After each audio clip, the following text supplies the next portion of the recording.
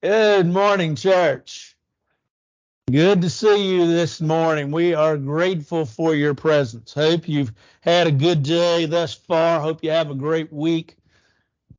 Hope that you enjoy maybe some time with family sometime this weekend, as some folks will be off tomorrow. I know some of you say, I'm retired, I'm off every day. That's a whole different study, whole different issue. We do want to be mindful of the fact that this is Memorial Day weekend, and so many folks through the years have given their blood, sweat, tears, and lives for us and for our freedoms and for our country and for the fact that we are as we are today. And we're thankful for them. We're thankful for what they've done in the past, for their service to our country, and for those that gave their life for their giving of their precious blood so that we have the freedoms from a standpoint of as a nation that we have. This morning, I want us to look at a lesson entitled When to Be Slow to Speak. It comes from James chapter 1, verse 19, where James says that we're to be swift to hear, slow to speak, and slow to anger. Young couple, they were dating. They had been dating for several weeks, and they were enjoying one another's company, enjoying being with one another, and they were beginning that aspect of beginning to fall in love with each other. One Saturday, they were supposed to go out, and so he had made a date, and he had made a time to come. And on that Saturday, she was running a little late getting ready, and he was running a little early. And so he got to her house, and she heard the car door slam, and she realized that it was him. And the next thing she heard was a knock at the door, and her parents weren't going to go answer the door. And so she went to the door. Begrudgingly, she went to the door. There she was. She hadn't washed her, or she'd washed her hair, but she hadn't dried it. She didn't have on any makeup. She had on old sloppy looking clothes, kind of what you wear around the house. And she opened up the door, and he looked at her. He smiled. And she said, well, what do you think? And he said, I think something beautiful is fixing to happen. And so she went off and got ready. Well, they continued to date for a while. That didn't dissuade him. They kept dating for a while, and they got married. And they'd been married for a few years, and he came home to this.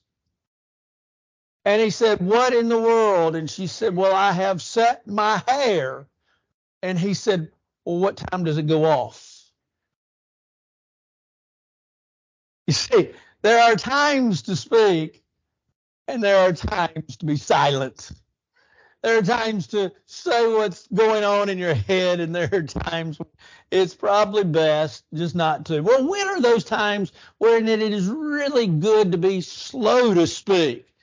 That's what we want to look at today, because there are times in which we, as we'll take at the end and notice, that there are times that we simply put just need to maybe not think or not say what we're thinking. Had a lady years ago that called me to her house. She wanted to talk about my lesson that I'd had the day before. And so she told me, she said, that lesson stunk.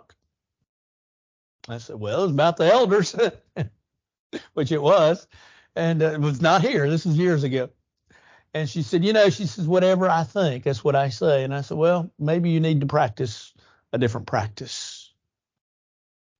There are folks that do, I've thought it, therefore I should go and say it. No, you don't have to burden the rest of us with that noise pollution, if you will. But when are some good times when we really maybe should just, as James says, learn to hold our tongue, just not say everything that we think and not everything that just comes to mind? Well, the first one is when you're angry. Anger does rest in the bosom of fools, doesn't it?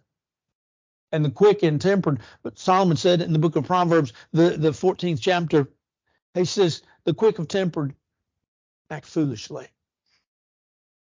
Anger, though, is a reality. It is a response to a stimulus, as psychologists would tell us. In other words, it is that which stimulates us, stimulates our thinking, and produces within us an anger or a rage. Anger comes because we have a certain set within our own selves of what's right and wrong, or what should or should not be done. And when that is violated by someone else, then we grow angry. Angry is an emotion. And it is interesting that God allows for anger. But you have to be careful. In Ephesians chapter 4, verse 26, Paul writes to the church at Ephesus and he says, be angry and do not sin. Let not the sun go down upon your wrath. He acknowledges the fact that they may be angry, but he says, don't sin in your anger. And when you stop and think about, in John chapter 2, we see the first time, there is another time, but the first time that Jesus goes to the temple, and there are those that are money changers, and there are those that are selling. Now remember, you couldn't just bring any money into the temple, and you couldn't just offer anything. And so there were those that had the wrong money, they needed money changers, and there were those that came from distances and they couldn't bring what they needed to sacrifice. And Jesus ran these folks out of the temple. He made, according to John chapter 2, a whip of cords. And Jesus was not just, oh, now fellas, y'all get out of here. Jesus was angry. He was angry enough to turn the tables over. He was angry enough to run the people out. I'm sure he probably, maybe if he didn't hit one or two people, at least by accident, that he was slamming that whip around so they understood he meant business. I think of even not Jesus, but I think of even what the prophet Ezekiel in Ezekiel 5 says of God. God says that he was angry. And so if God can be angry and Jesus can be angry, I can be angry. But I need to be angry at the right things. I need to be angry at those things that violate God's will and God's way. Well, sometimes we do grow angry. But in our anger, we need to be careful what we say, because in our anger, sometimes we say things that we only come back later on and we say, wait a minute, I wished I hadn't said that. I wished I had heeded the words of James and been slow to speak. I wish that I hadn't said those things, but I was mad. I was angry. I was fuming. I was furious. I was upset, whether it be with our spouse, whether it be with our children, whether it be with that person at the store, whether it be with that person that's in front of us, whether it be with that person that's driving close to us, whoever it may be. And yet, as Solomon said in Proverbs 14, where he reminds us that the quick-tempered man, that he's a man that does what? Well, he acts foolishly. He reminds us in the very few verses on down, he reminds us that man studies his answer.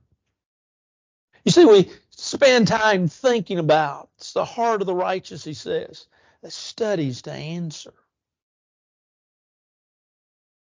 We think about and understand the fact that yes, sometimes in our reactions to what some have said or some have done to us, we act and say things that we should not say. And so James says, be slow to speak. Solomon says, be slow to speak. We do that because we represent our master. We represent our Lord. While we are in an attempt to be changed into the very same image of Jesus Christ. And as Paul said in 2 Corinthians chapter 1, that we give the fragrance of Christ, that we need to be sure that we do that in such a way that is right. And so we're reminded, you need to be swift to hear but slow to speak when you're angry. Don't react in such a way as to become one of those that are not like the Lord. You see, we need to be individuals that, as the psalmist said, I will not sin with my tongue. Put a muzzle on me, Lord. Refrain my tongue from speaking evil, Psalm 39. We need to be mindful that we as individuals need to be very careful when we're angry and not say things that we wished we hadn't. And so it's best to measure our words and measure our thoughts when we're angry. But then we also need to be slow to speak when we're about to hurt others and when the things that we're saying may hurt others. Yes, there's a lot being said today about our young people, our children, and bullying. And that's very true. But we do it as adults as well. We say things and we're not concerned about the feelings of others. Now, we're very concerned about our feelings. You know, they hurt my feelings. They make me feel sad. They make me feel terrible. They hurt me. They hurt my heart. Oh, you didn't say something that was nice. You didn't say something that was kind. You hurt my feelings. You know, I have rights and I have feelings, and you need to be very careful. And the answer is yes.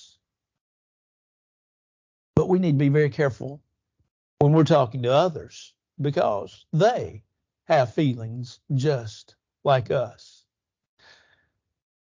Paul was not addressing the idea of being slow to speak in Romans chapter 14, but I think it's a great principle with regards to this.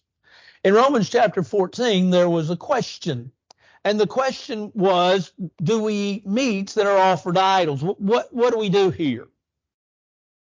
In other words, here is a matter of opinion. Some were trying to make it a religious matter. Paul was saying it was a matter of opinion. It was a matter of the way people feel, perceive. And when Paul addresses this issue, here's what he says. He says, if meat will create problems for my brother, he says, I will not eat meat as long as he lives. In other words, if it's going to hurt my brother's feelings, if this matter of opinion, if I'm going to take a position and it's going to hurt my brother's feelings and going to lead him astray, then I'm not going to do it. You might say, preacher, what does that have to do with being slow to speak? Well, think about it. It's the same principle.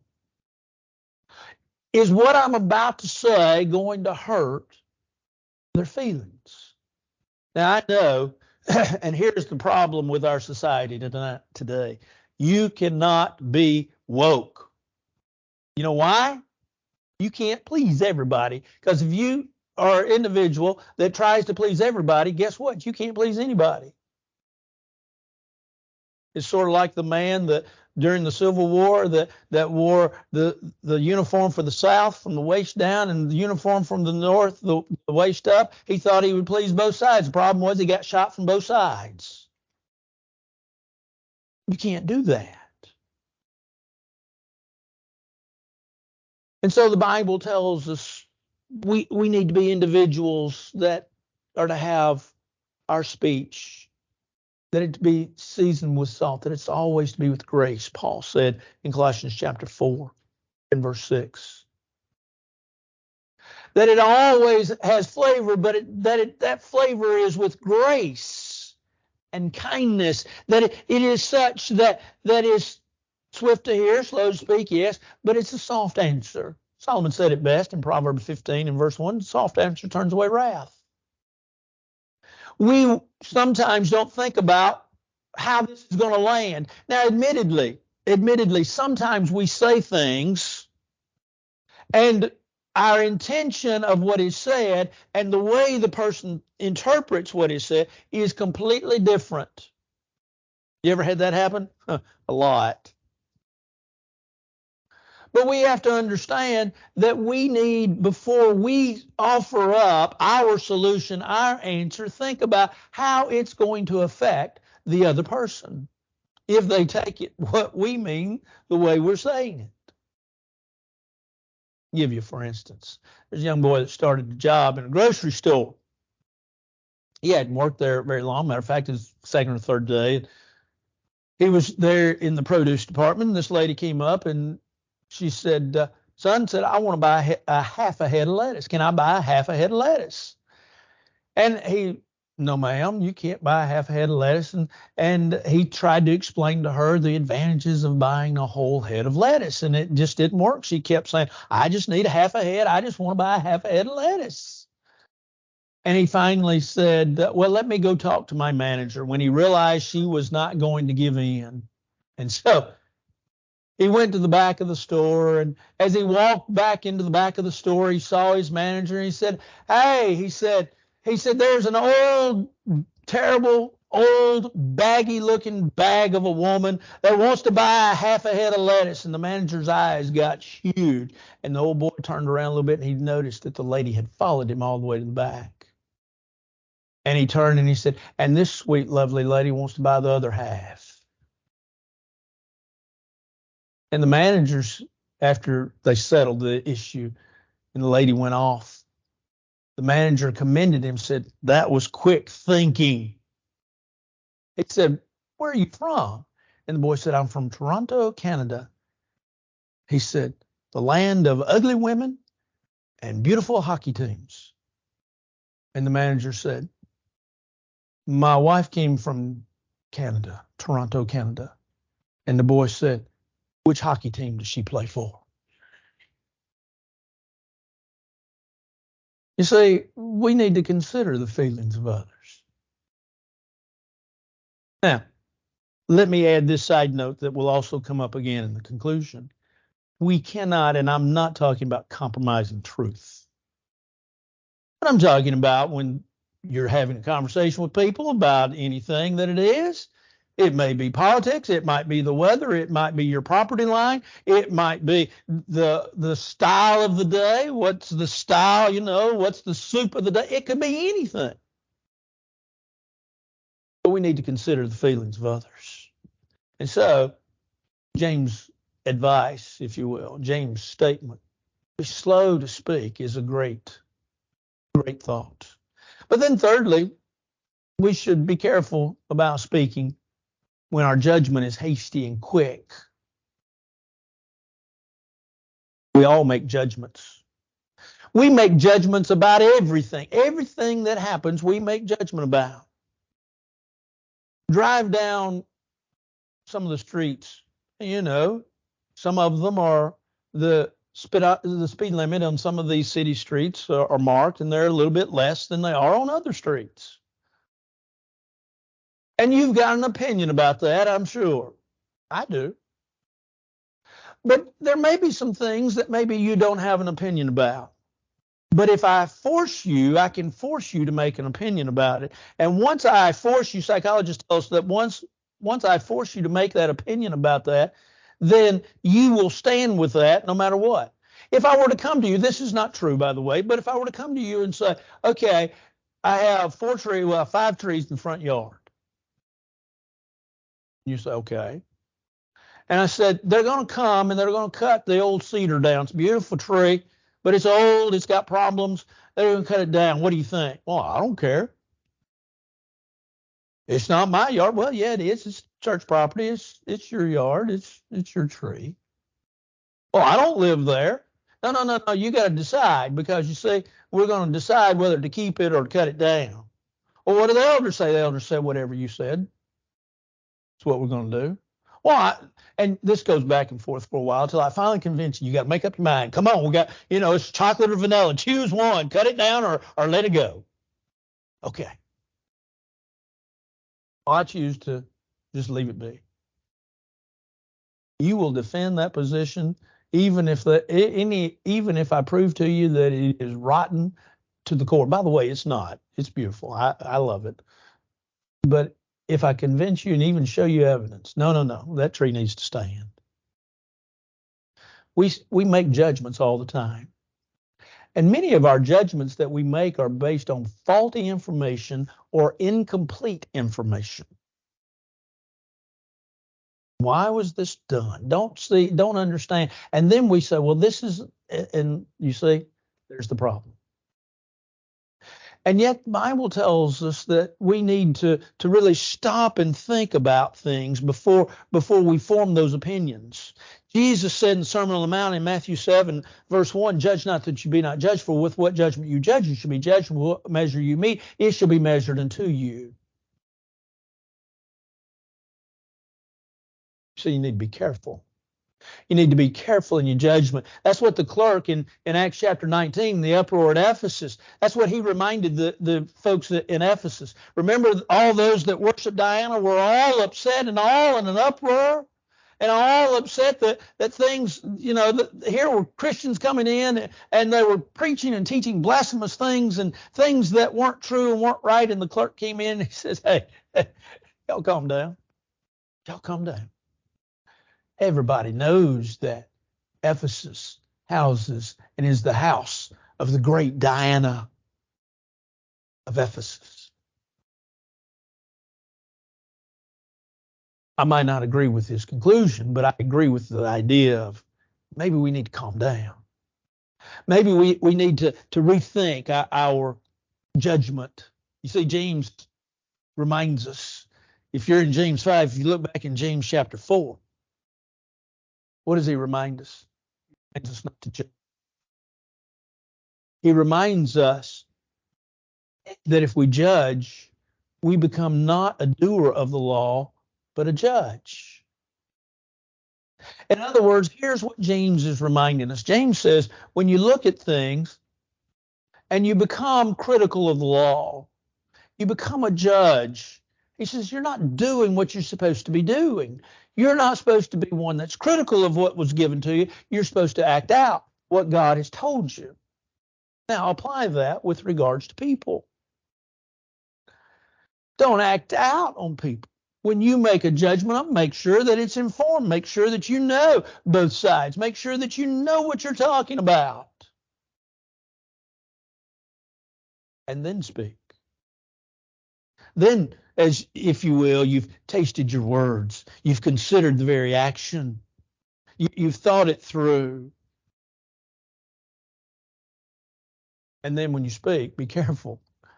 I had a man one time come up to me. He said, preacher, when they hired you, I didn't think, and matter of fact, I was sure I didn't like you. This didn't happen here, by the way. I said, really? I said, what do you think now? He said, well, I kind of like you. I'm glad he didn't say anything at the beginning. We need to be careful. Slow to speak when we form judgments. Make sure that they're informed. But then we also need to be slow to speak when making a promise to another. We all make promises to another, don't we? We all say things and, oh, well, I'll take care of that and I'll do this and I promise that and I promise this over here. And we promise things to people. We promise that we'll take care of or do whatever it may be. And as we make those promises, we have to be sure that we've counted the cost. Jesus addressed that with regards to following him. Jesus addressed the idea in the book of Luke, 14th chapter. He says that which of you, fixing to build a tower, intending to build a tower, does not sit down first and consider the cost. Now he's talking about following him. But in many ways, we can take that principle and apply it to the way we speak. Be sure that we think about the promises that we make. Jephthah comes to mind, the book of Judges, the 11th chapter, beginning in verse 29. See, he made a promise. God, you deliver those Ammonites to me. You allow me to be victorious, and the first thing that comes out of my house when we get home, I'll offer as a sacrifice to you. I don't know what he was thinking. Have no clue what he was thinking. Maybe he was thinking that a servant would come out, or maybe he was thinking that an animal would come out. I don't know. The Bible doesn't tell us. But I do know the first thing that came out of his house was his daughter. And with great hurt and great sadness, he told his daughter what he had done. And she said, let me go for 2 months and mourn my virginity.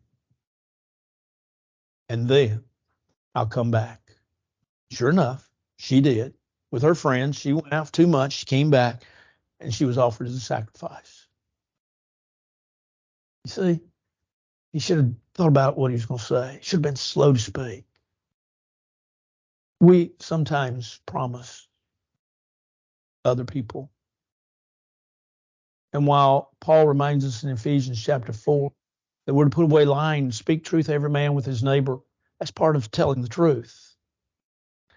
And then once we've made that promise, we do everything within our power to make sure we fulfill that promise.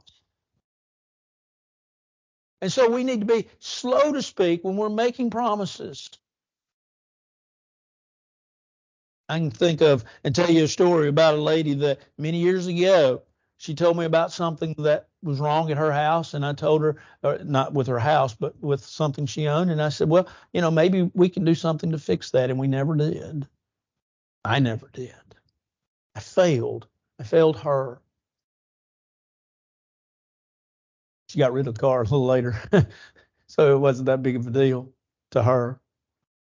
But when making a promise to another, be slow to speak. Be sure that you can do it.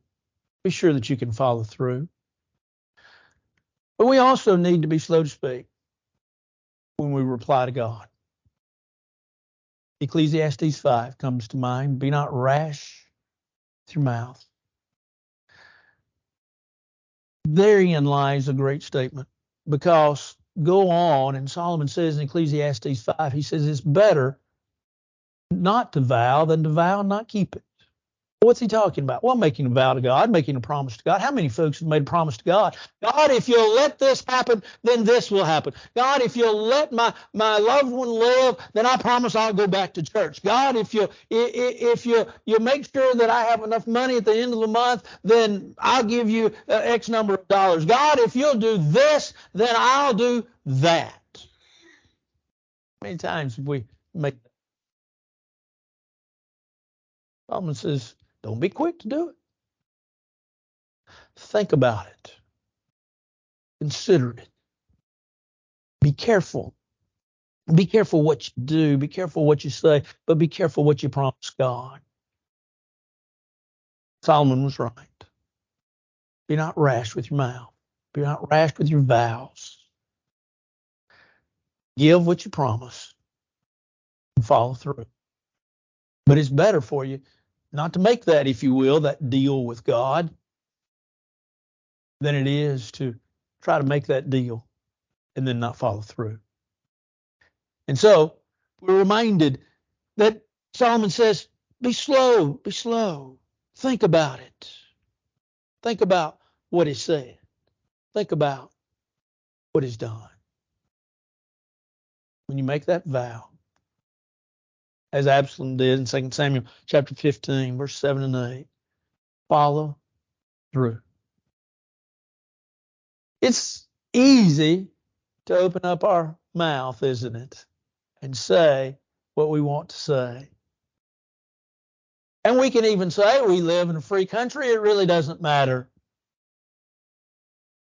But the psalmist in Psalm 141, verse 3, reminds the Lord, he says, Lord, put a muzzle on my mouth. Let me not sin with my tongue.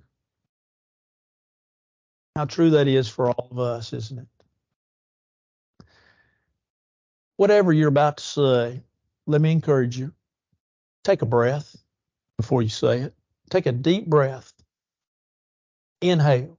Think about what you're fixing to say. Weigh it on both sides. Is it good? Is it kind? Is it helpful? Is it loving? Is it compassionate? Or is it hurtful? Will it inflict pain?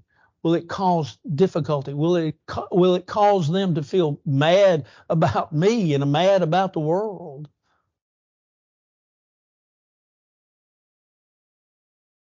Is it really what Jesus would do? I hate the fact that WWJD has long since gone the way of all fads and slogans, because I think it still applies today. What would Jesus do?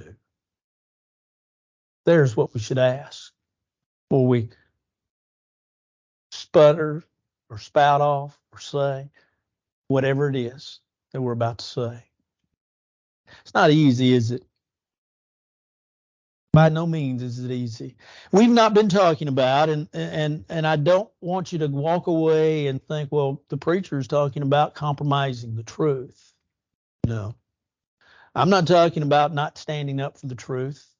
We're studying Sunday mornings the book of Acts. We just looked at Stephen's defense. We're going to look at some other defenses that were made in the book of Acts for the gospel. We stand up for the truth, and we stand up for what's right. We stand up for God's way. But at the same point in time, too, we do it with love. We do it with compassion. We do it with kindness. We do it with tenderness. We do it with thought, not with malice, not with ill will, not trying to belittle anybody, not trying to put them down and elevate ourselves. Why? Because we're slow to speak. The Lord has told us what we must do in order to be saved. And if you're not a New Testament child of God, if you need to change the direction of your life, if you need to confess your faith, that you believe Jesus is the Christ, the Son of God, and be baptized into Jesus Christ for the remission of your sins, you need to do those things. If, as a child of God, you need the prayers of the church, maybe you've said things and you didn't think, and you've said things and you've hurt people and you want the forgiveness of the Lord and of the church. Or maybe, you just need prayers of the church. Strength, for help, for comfort, whatever the case may be. Won't you come? All together we stand and sing.